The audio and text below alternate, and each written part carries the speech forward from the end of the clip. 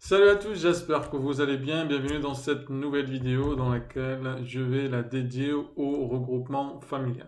Alors, vous avez été nombreux à m'envoyer vos questions concernant le regroupement familial, toutes vos questions qui concernent le fait de ramener quelqu'un de sa famille en France pour vivre ensemble. Je vais juste régler la caméra 2 secondes et je suis à vous. Alors voilà, du coup, en fait, la procédure de regroupement familial, c'est pour faire simple, il s'agit de ramener quelqu'un de votre famille ici en France. Pour respecter ça, il faudra respecter un certain nombre de conditions. Parmi les conditions, c'est surtout le principal, c'est le logement, le loyer. Donc en gros, il faut avoir un appartement qui a une surface habitable assez suffisante pour accueillir en fonction du nombre de familles que vous voulez ramener ici en France. Donc en fait, il y a des barèmes. En fonction s'il y a une personne, il y a tant de nombre non, de surface habitable de mètres carrés, s'il y a deux, etc., trois, etc. Donc voilà, en fait, ça, c'est la condition primordiale à respecter avant tout.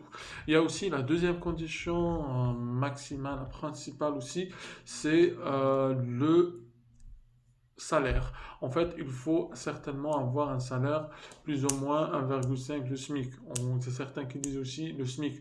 Enfin, ça dépend. En fait, le but, c'est de montrer ou démontrer que vous disposez de ressources nécessaires et suffisantes pour prendre en charge la personne que vous allez accueillir chez vous. Parce que la personne qui va venir chez vous en France d'un autre pays va pas directement travailler dès le premier jour. Elle va certainement rester quelques mois, voire quelques années avant de trouver son premier emploi. Donc c'est pour ça que la, enfin, les organismes en vigueur cherchent à s'assurer que vous êtes capable d'un point de vue financier à supporter l'arrivée d'un de vos proches chez vous dans votre lieu de domicile. Donc voilà, après il y a d'autres éléments tels que tout ce qui est copie et originaux de vos actes de mariage, vos extraits de naissance et surtout un truc hyper important et dans lequel j'ai beaucoup eu de retours sur ça, c'est vos documents traduits. Il faudra que ça soit traduit par un traducteur assermenté dans la cour en France.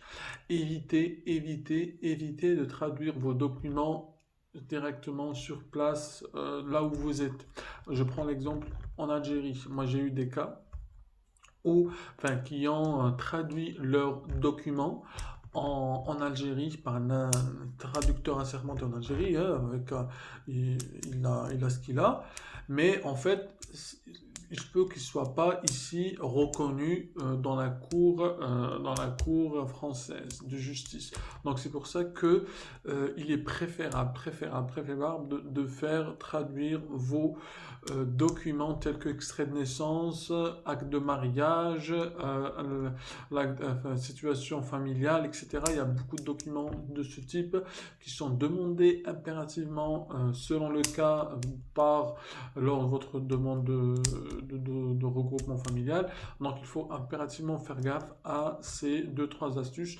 Après, si vous avez d'autres questions, n'hésitez pas à me les poser dans les commentaires et je vous répondrai directement. Donc voilà, c'était rapide aujourd'hui. C'était juste pour vous expliquer deux, trois trucs que j'ai reçus et que je voulais éclaircir directement en vidéo. Je vous dis à très vite pour une nouvelle vidéo.